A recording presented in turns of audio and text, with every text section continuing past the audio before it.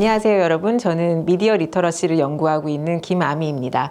온라인의 우리 아이들이라는 책을 쓰면서 어린이 청소년의 미디어 문화를 연구하고 미디어 리터러시 정책을 연구를 하고 있습니다. 오늘은 여러분들께 어린이 청소년들의 미디어 경험에 대해서 말씀을 드리면서 어떻게 디지털 성폭력을 아이들의 경험과 연결해서 예방하는 데 도움을 줄 수 있을까, 그런 내용들을 좀 말씀을 드려보고자 합니다. 디지털 성폭력과 디지털 성범죄에 여러 가지 유형이 있다라는 것은 알고 계실 텐데요. 그 유형만 알고 뭘 조심해야 돼라고 말하는 것도 좋지만, 아이들이 실제로 어떤 식으로 디지털 문화를 경험하고 있는지, 그 안에서 어떤 위험 요소가 있는지를 알고 대화를 나누는 것도 저는 필요하다고 생각합니다. 그래서 이번 강의에서는 어린이 청소년들이 경험하는 디지털 문화에 여러분들께서 좀 관심을 가지시는 것, 그리고 그 문화에 대한 이해를 토대로 디지털 성폭력 예방 방안을 모색하는 것, 두 가지를 목표로 잡았습니다. 지금 여러분들께 드릴 이야기는 제가 연구를 하면서 만났던 어린이 청소년들로부터 나온 이야기입니다. 특히 디지털 성폭력을 예방하기 위해서 조심해야 될 지점이 세 가지가 있다라는 생각을 하게 되는데요. 첫 번째는 개인정보 관리입니다. 지금의 온라인 환경은 개인정보 관리가 매우 중요한 환경으로 변화하고 있는데요. 온라인에 공개된 개인정보를 토대로 디지털 성폭력의 아이들이 그 위험에 노출될 위험이 많기 때문입니다. 그렇다면 개인정보란 무엇일까? 저희가 개인정보라고 했을 때 이제 좀 이 정도가 개인정보야 라고 일반적으로 알고 있는 것들이 있죠. 내 이름이라든지 주민번호라든지 아니면 주소라든지 이런 것들, 그러니까 이런 정보 하나만 가지고 나라는 개인을 식별할 수 있는 정보, 직접 식별 정보도 개인정보에 들어가고요. 그런 것뿐만 아니라 이 정보, 그러니까 약간 가명화된 정보에 다른 정보가 결합되었을 때 쉽게 이 사람이 누군가를 알아볼 수 있는 것은 간접 식별 정보라고 합니다. 예를 들어서 아이의 뒷모습이 나왔다라고 할 때 그 뒷모습 사진 안에 아파트 이름이 있거나 아니면 학교명이 해시태그 같은 걸로 붙어 있을 때 대개는 이 아이가 누구인지를 어떻게든 좀 범위를 줄여서 알아낼 수 있게 되기도 합니다. 그런 것도 간접 식별 정보라고 부르게 됩니다. 이러한 내용들이 개인정보에 속해 있고, 이런 개인정보를 토대로 디지털 성폭력 위험에 노출될 위험이 있기 때문에 개인정보를 관리하도록 도와주는 것은 매우 중요한 일입니다. 어린이 청소년들을 만나서 이야기를 하다 보면 본인들이 의도하지 않게 개인정보 유출이 되는 것에 대한 고민이 있는 것을 알 수가 있습니다. 지금 여러분들이 보고 계신 그 슬라이드에 있는 그림은 청소년이 그린 인스타그램 사용법입니다. 이 그림이 자세히 보이실지 모르겠는데요. 그림 안에서 여기 보면 인스타그램을 그린 부분이 있어요. 그 인스타그램을 그린 부분 앞에 여기 개인정보라고 써진 못을 도둑이 딱딱 두드리면 인스타가 깨지고 있는, 그리고 아이가 슬퍼하는 그런 그림이 들어가 있습니다. 그렇게 이 그림이 표현해 주는 것처럼 아이들이 원하지 않는데도 개인정보가 유출이 되고 그것으로 인해서 자신들의 소셜미디어 생활이 좀 망가지는 그런 부분에 대한 두려움을 가지고 있는 것을 알 수가 있습니다. 그렇기 때문에 우리는 아이들에게 소셜미디어나 온라인에서 공개해서는 안 되는, 혹은 조심해야 되는 개인정보가 무엇인지 그 범위를 알려주고 관리할 수 있도록 도와줘야 됩니다. 거기에서만 그치는 것이 아니고 나의 개인정보뿐만 아니라 친구나 타인의 개인정보를 지키는 태도도 중요하다는 것을 말해줄 필요가 있습니다. 소셜미디어라는 것이 우리가 다 알고 있는 것처럼 다 연결이 돼 있잖아요. 그렇기 때문에 내가 나의 정보를 잘 지킨다고 해도 다른 사람이 나의 정보를 공개했을 때 그게 나에게까지 영향을 주는 그런 환경입니다. 그렇기 때문에 아이들 본인의 개인정보뿐만 아니라 타인의 개인정보도 지켜서 디지털 성폭력의 그 대상이 되지 않도록 조심해야 되는 부분이 있습니다.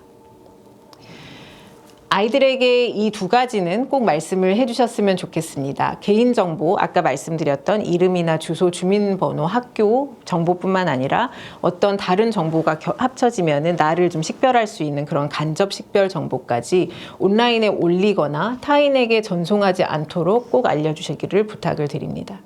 두 번째는 특히 소셜미디어 같은 경우에 나와 친구의 개인정보가 노출되지 않도록 항상 주의해야 한다라는 것을 알려주셨으면 좋겠습니다. 이 두 가지를 알려주시면서 개인정보를 좀 조심히 관리를 하는 그 습관을 들일 수 있게 해주셨으면 좋겠고요. 이것은 여러분들을 위한 것입니다. 사실은 부모님들도 아이들의 개인정보를 의도하지 않게 노출시킬 그런 위험 상황에 계시기도 합니다. 쉐어런팅이라는 용어를 들어보셨는지 모르겠습니다. 특히 이제 어린아이들을 키우고 계시면은 쉐어런팅이라는 말 들어보셨을 것 같은데요. 그 쉐어런팅이라는 단어는 내가 육아를 공유하는, 그러니까 공유하다라는 쉐어, 그리고 육아라는 페어런팅이 더해진 용어입니다. 그래서 어렸을 때, 아이가 태어났을 때부터 자라날 때 이 아이의 사진을 공유하거나 육아 상황들의 영상을 공유하는 그런 행동들을 이야기하는데요.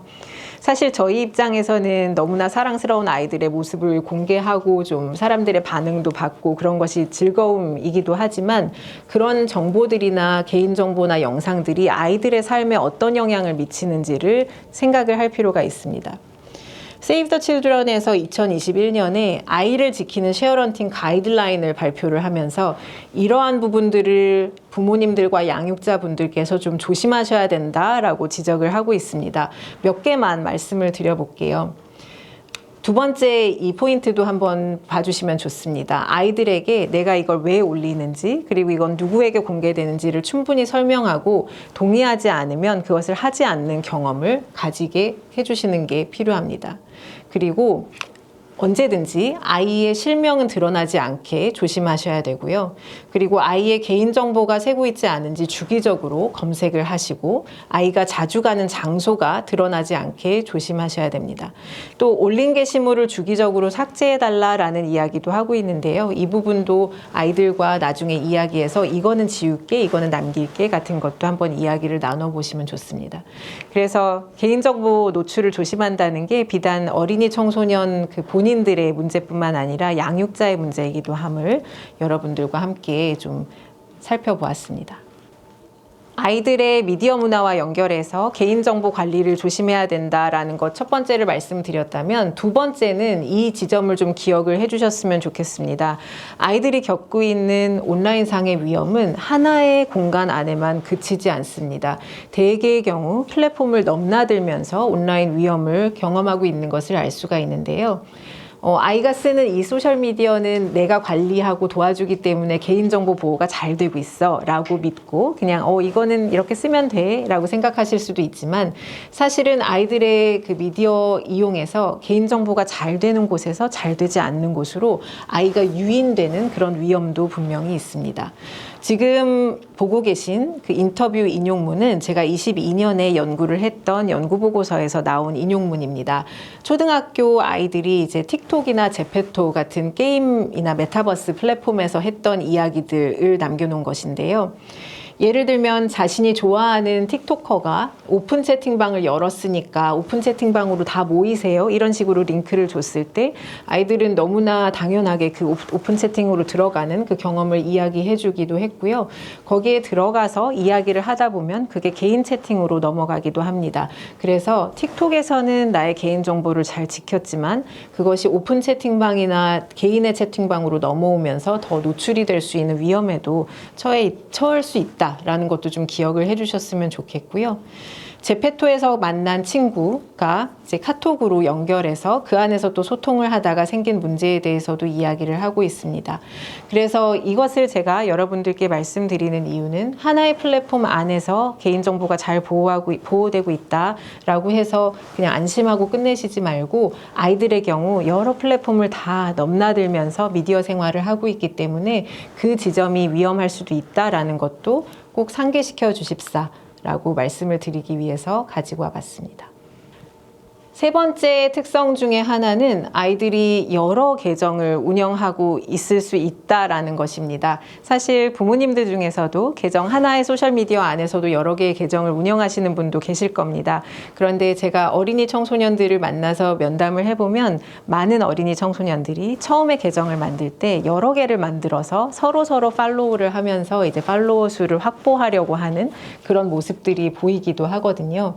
그런데 다계정을 운영하는 것에 위험한 지점이 하나가 있습니다. 무엇이냐면 처음에는 여러 계정을 내가 다 관리를 하다가 나중에 어느 정도 내가 메인으로 삼는 계정이 하나가 생기고 나면 나머지 계정들은 있는지 없는지도 있고 그냥 남겨두게 되기 쉽습니다. 그래서 그런 부분도 잘 삭제를 하면서 관리를 해줘야 되는 거를 이야기를 해주시면 좋겠고요.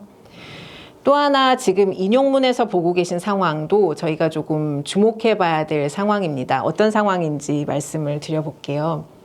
틱톡을 좋아했던 초등학교 5학년, 6학년 학생들의 면담 상황이었습니다. 어떻게 이야기를 했었냐면 틱톡을 처음 만들 때 그 팔로워가 너무 없으면 좀 창피하니까 여러 개를 계정을 만들어서 서로 팔로우를 하는 모습을 그런 식으로 이제 틱톡을 썼었는데 어느 순간 하나의 계정에 이유도 없이 100명이 넘는 팔로워가 생긴 경험을 이 아이가 이야기를 해줬습니다. 그래서 이 100명이 넘는 팔로워가 우연히 생겼을 그 당시에 다른 친구들은 이 틱톡이 위험하다, 그러니까 개인정보가 다 중국으로 넘어간다라는 소문이 돌면서 틱톡들을 다 지울 당시였거든요. 그런데 이 친구도 그걸 같이 지울까 고민을 하다가 아니야, 내가 팔로워 언제 100명을 얻어보겠어 라는 생각으로 그냥 이 계정을 유지했던 것을 이야기를 해줬습니다. 여기에서 이 친구의 행동이 잘못됐다라고 말씀을 드리고 싶은 것이 아니고요. 어린이 청소년들 같은 경우에 인정 욕구가 되게 중요한 시기적인 그 생애 발달 단계 안에 있기 때문에 팔로워가 큰 게 안전한 것보다 오히려 더 중요한 의미를 가지는 환경일 수도 있다. 그런 상황일 수도 있다라고 말씀드리기 위해서입니다. 그래서 왜 안전하지 않다는 걸 알면서 이걸 지우지 않았어 라고 탓하지 마시고 아무리 사람들이 많이 나를 따르고 이 계정이 아깝다고 생각을 해도 안전하지 않은 경우가 있으면 삭제를 하고 너의 안전을 지키는 게 좋다라는 식으로 한번 이야기를 나눠주십사라고 부탁을 드려보고자 합니다. 그래서 이렇게 여러 계정을 운영하고 있다라는 어린이 청소년들의 모두가 그러진 않겠지만 되게 좀 보편적인 특성을 고려해 볼 때 개인정보 관리라든지 안전관리 같은 것도 이 여러 계정이라는 것들을 전제로 생각하실 필요가 있다라고 말씀을 드려보겠습니다.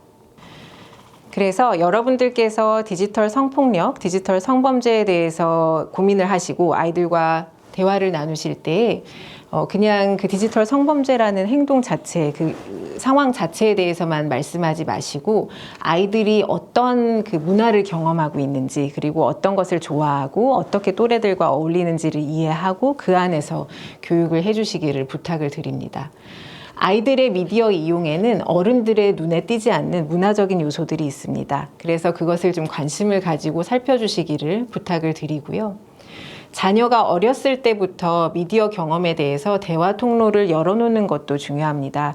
그래서 좀 사소한 일이라도 미디어에서 누구 만났어? 어떤 일이 있었어? 뭐가 재밌었어? 처럼 이야기하는 습관이 들여지면 아이가 미디어에서 어떤 경험을 했을 때에도 부모님들께 혹은 양육자들께 더 쉽게 이야기를 할 수 있게 됩니다. 그리고 또 하나는 여러분들의 디지털 미디어 이용 상황은 어떤지도 한번 성찰을 해보실 필요가 있습니다.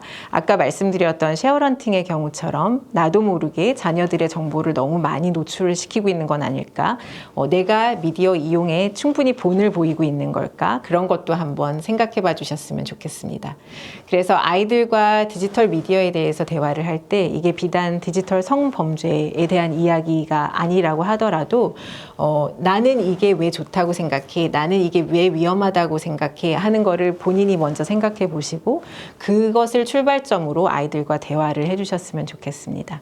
그래서 무조건 훈계하거나 혼내는 방식이 아니라 난 왜 이게 위험하다고 생각하지? 난 이걸 왜 우리 아이에게 말해주고 싶지? 같은 것들을 먼저 생각해 보시고 아이와 대화를 열어보시면 자녀들이 디지털 미디어를 훨씬 더 안전하고 건강하게 사용하실 수 있을 것이라고 믿습니다. 이번 시간 강의는 이것으로 마무리하도록 하겠습니다. 감사합니다.